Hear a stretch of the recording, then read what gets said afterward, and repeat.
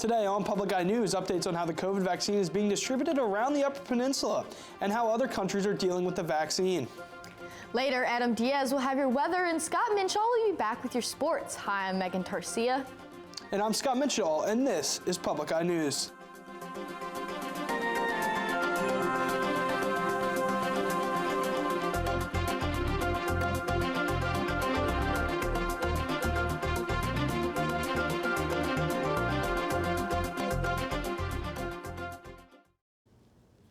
Over the weekend, a mixture of snowfall and heavy winds caused whiteout conditions across the Upper Peninsula. The snow, which at times turned into freezing rain, was freezing the cars and buildings instantly in western UP towns. The heavy winds pushed snow onto roadways, which made it dangerous and difficult to drive safely over the weekend. One Nagani man said his drive, which normally would take 1 hour and 15 minutes, took him 3 hours due to the road conditions. Officials would like to remind everyone to make sure that they have proper emergency items in their cars, like blankets, shovels, food, and water, in case you find yourself stuck in a storm. As the national and local number of COVID-19 cases continue to drop, the number of vaccinations continue to rise. Just last week, Public Health, Delta, and Menominee counties reported giving out over 1,000 vaccinations from February 22nd to the 28th. The vaccine is currently being distributed to those 65 years of age and older, healthcare workers, first responders, jail staff, and pre-K through 12th grade teachers. If you fall into one of these categories, you can register for your vaccination appointment at www.phdm.org. Residents of Norway, Michigan can now feel a little bit safer after a breaking and entering suspect was tracked down and arrested Sunday afternoon. Officers from the Norway City Police Department were called to a home after an intruder had said to have been entering a home around 4 p.m. February 28th. Upon arrival, the officers noticed the intruder had fled the scene through a back door, but were able to track the suspect's footprints in the snow to a wooded area near the home and arrest him. Coming up on Friday, March 12th, Marionette County Highway seasonal weight restrictions will go into effect at 4 p.m. The restriction is put into place in order to protect the structural stability of the highways. All non-divisible overweight permits will be suspended at this time, and trucks such as emergency vehicles, school buses, and highway maintenance vehicles are exempt from these restrictions. The UP Regional Blood Center is in critical need for O-negative, A-positive, and A-negative blood. The blood center has collection sites in Marquette, Hancock, Escanaba, and Iron Mountain. The center directly supplies blood to 13 Upper Peninsula hospitals. The center has said, quote, "Donate local, keep your blood in the UP," end quote. For more information on how to donate, visit the center's Facebook page or website at mgh.org. Mackinac Bridge Authority Executive Director Secretary Kim Nowak has won the Felix A. Anderson Image Award for the American Council of Engineering Companies of Michigan. The award, which is given each year to someone who demonstrates the qualities of a leader and has positively affected their community's understanding and appreciation of the engineering profession. Nowak said, quote, "I'm thrilled to have been selected for this award. It's amazing to be the first female honored this way.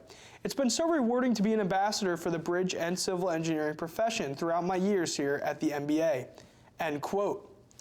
Stick around, because after this break, we will be back with your national and international news. Recently, thousands of years of medical knowledge about how the body works to heal itself has come to light. The result is an approach to medicine that doesn't rely on drugs and surgery unless absolutely necessary. These proven time-honored methods enhance your body's innate ability to burn fat, soothe achy joints, reduce inflammation, and boost cognitive function. Discover the power of ancient remedies. Tonight at 8. Welcome back. Across the globe, the most pressing issue facing drug companies is the production and distribution of the COVID-19 vaccine. In countries across the world, factories stand by ready to produce hundreds of millions of doses of the vaccine, but are unable to because they lack the knowledge of how to do so. The formula and blueprints for making the vaccine belong to big pharmaceutical companies that refuse to share the information with the factories. As the coronavirus mutates and spreads further, the World Health Organization is pressing these pharmaceutical companies to share this information on how to produce the vaccine, as it would drastically impact the world's ability to contain the virus. The White House's COVID response team says that the spread of the new coronavirus variants remains as a concern, even as the vaccine distribution is going up. Madeline Riviera has more details from Capitol Hill, where Congress is still debating the president's coronavirus relief plan. These masks will be available at more than... President Biden's top health officials say that even though coronavirus cases are falling, now is not the time to become complacent about the virus. As these cases are coming down, the thing we don't want is for them to do this and start plateauing at a level that'll give us a lot of trouble. And they say that even with the approval of the Johnson & Johnson vaccine, there is still a lot of work to do to make sure every American can get a shot. You got to have people to get those vaccines into the arms of individuals, and we're employing National Guards and others, retired physicians and nurses, etc. More money to help ramp up vaccine distribution is just one part of President Biden's $1.9 trillion COVID relief package, which the Senate will begin taking up this afternoon. President Biden's Relief Act is all Repair Act is all about going big. We go big on unemployment benefits, on opening schools and putting shots in people's arms and money in people's pockets. But Republicans say they won't support the plan because it's too expensive. We're not going to go waste Americans' money. We have $27 trillion worth of debt. You see interest rates are going up. Inflation is coming back. It's caused because of government spending. Democrats have abandoned a plan to increase the minimum wage by taxing corporations that don't pay their employees at least $15 an hour. Madeline Rivera, CBS News, Capitol Hill. In Myanmar, protesters have been gathering daily to object to last month's coup. Yesterday, 18 people were reported to have been killed while protesting. Today, despite the fatalities yesterday, protesters returned to the streets and were met with violence and tear gas from local police. The coup, which was incited by the military in the country, has brought down decades of hard work to turn the country democratic. Myanmar, which has had military ruling for the past 5 decades, was hoping to host a democratic election within the next year. But now it seems as if that is almost impossible. A troubling side effect of a common sleep disorder and how the opioid epidemic is affecting teens. Naomi Ruckham has a look at some of the day's top health stories. A new report in the journal Pediatrics finds high schoolers who abuse opioids are more likely to have suicidal tendencies. Researchers analyzed data from a 2019 survey of more than 13,000 teens. They found about 33% of those who had misused opioids attempted suicide that year, compared to only 6% who did not abuse prescription drugs. A so-called silent epidemic of grief is posing unique challenges for those treating patients who have lost a loved one. New research from the University of Cambridge finds that bereavement practitioners are struggling to meet demand in the pandemic. The biggest change has been in providing remote support, which isn't as personal as in-person therapy. And researchers now believe sleep apnea is related to an increased risk of cognitive impairment and Alzheimer's disease.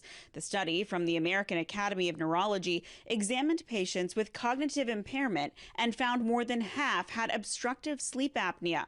Those with the sleep disorder also tested lower on thinking and memory tests. Those are some of the day's top health stories. Naomi Ruckham, CBS News, New York. If any of you watched the Golden Globes last night, you may have seen Jodie Foster thank Aaron Rodgers, Green Bay Packers quarterback, after winning for Best Supporting Actress in a Motion Picture. This is after she made the promise while on Jimmy Kimmel to thank Rodgers if she had won an award. The actress later talked about how Aaron Rodgers had sent her a video message saying he would get her back, and she challenged him to a fight. Don't touch that dial, because after this break, we'll be back with your weather and sports.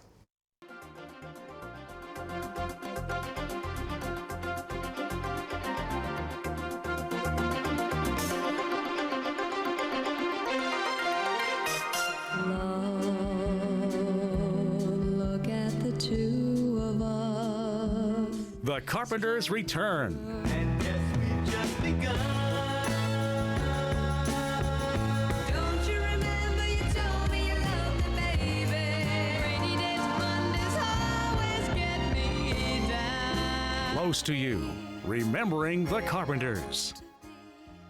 Coming Wednesday, March 10th at 9:30.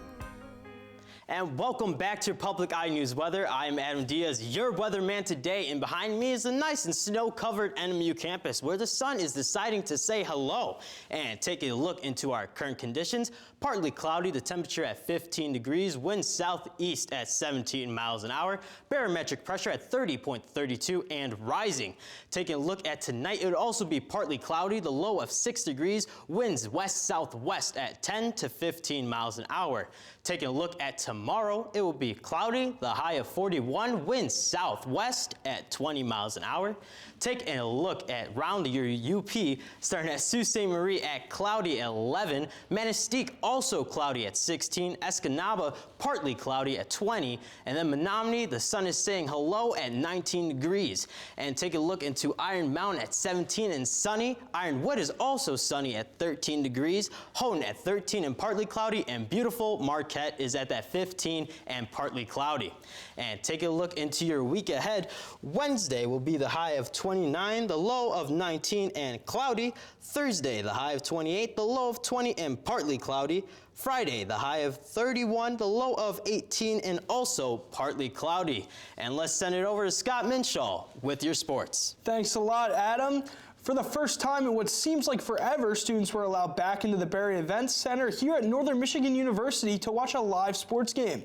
Students were able to watch the Wildcats take on the Michigan Tech Huskies in hockey for the final game of the regular season. NMU lost in what was a nail-biter of a game that went to overtime. The game also served as senior night for the Wildcats.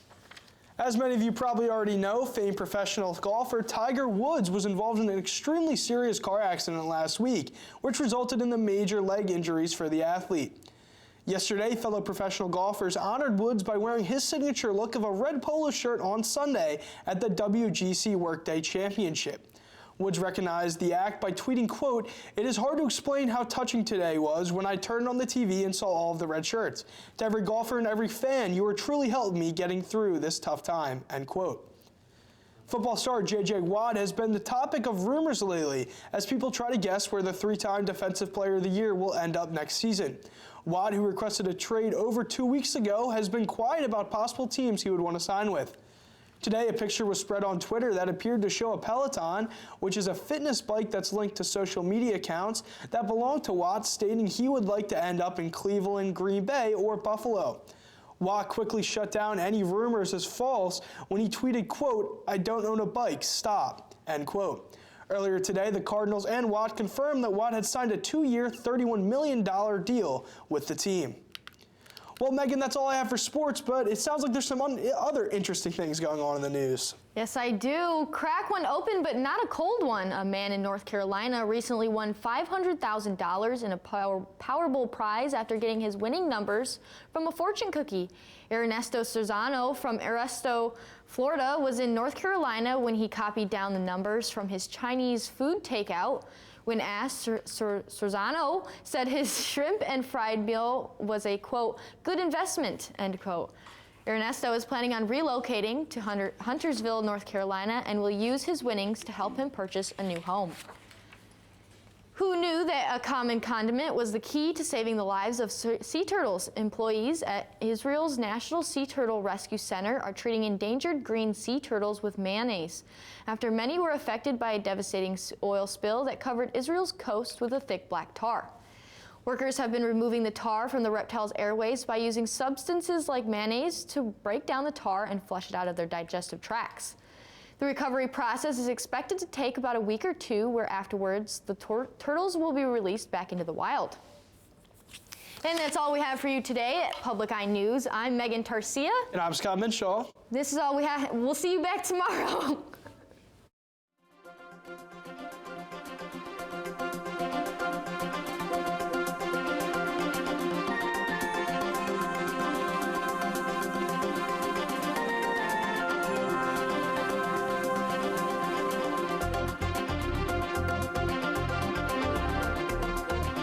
The preceding program was produced by WNMU TV, Northern Michigan University Public Television, in studios located in Elizabeth and Edgar Hardin Hall.